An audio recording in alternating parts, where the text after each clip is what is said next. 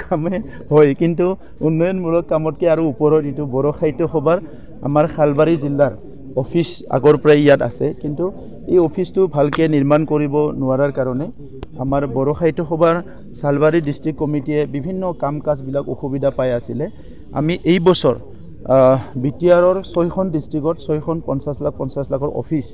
আৰু কোকৰাঝাৰত থকা কেন্দ্ৰীয় অফিচত প্ৰায় 1.5 কোটি আৰু গুৱাহাটীত থকা কেন্দ্ৰীয় অফিচৰ কাৰণেও প্ৰায় 2.5 কোটি টকাৰ ফাণ্ড এইবাৰ ধৰা হৈছে আজি ইয়াৰ আধাৰশিলা হ'ল বড়ো সাহিত্য সভাৰ সন্মানীয় সাধাৰণ সম্পাদক নীলকান্ত গয়াৰী ডাঙৰীয়া সন্মানীয় উপসভাপতি আমাৰ সীতানাথ বসুমতাৰী ডাঙৰীয়াকে আদি কৰি কেন্দ্ৰীয় কমিটিৰ নেতৃবৃন্দৰ উপস্থিত আমাৰ MCLA সকলৰ উপস্থিত আমি আধাৰশিলা স্থাপন কৰিছোঁ মই আশা ৰাখিছোঁ যে এই 50 লাখ টকাৰ যিটো বিল্ডিং সেইটো নিৰ্মাণ হোৱাৰ পিছত আমাৰ খালবাৰী জিলা বড়ো সাহিত্য সভাই বিভিন্ন সাহিত্য চৰ্চাৰ কাম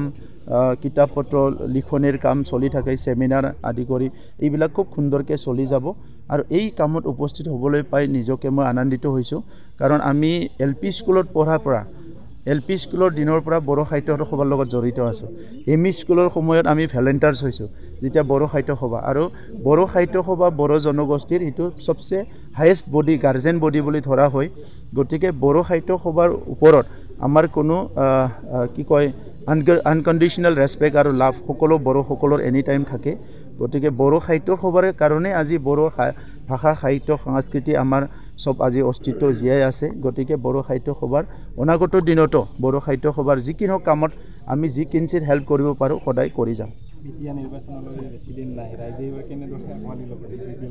চাওক আমাৰ কামটো আমি কৰি আছোঁ আৰু ভগৱত গীতাত কৈছে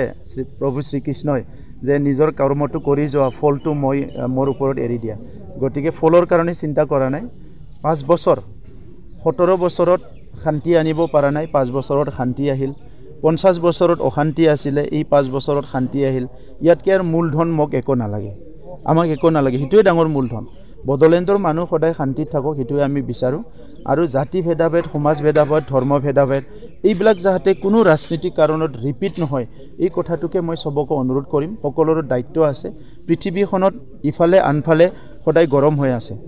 আমাৰো যোৱা দশকৰ পৰা দশক ধৰি গৰম এটা অৱস্থাত গ'ল আজি যেহেতু ঠাণ্ডা আহিছে এই পৰিৱেশটো যাতে সদায় ৰাখে সবে চেষ্টা কৰে ৰাজনীতিটো কৰিবই গণতন্ত্ৰ দেশত কাকো বাধা দিব নোৱাৰে কিন্তু যোনে ৰাজনীতি কৰে সমাজখনৰ কথাটো চিন্তা কৰি যাতে আগবাঢ়ে মই সেইটোকে অনুৰোধ কৰিম বিজেপি এইবাৰ এফালে UPPLক লৈছে এফালে DPFক সমৰ্থন কৰিছে কি ক'ব ইয়াৰ ওপৰত মই বহুত কথা ক'ব নিবিচাৰোঁ কাৰণ আমি NDAতে আছোঁ সময়ত সব কথা আপোনালোকে গম পাব আজিতো সবে কাম কৰি আছে নিজৰ কামটোতো কৰিবই লাগিব হয়নে নহয় তো সেই কাৰণে পিছত মই ভালকে কম এবাৰ কিমানখন আসন লাভ কৰিব পূৰ্বৰ তুলনাত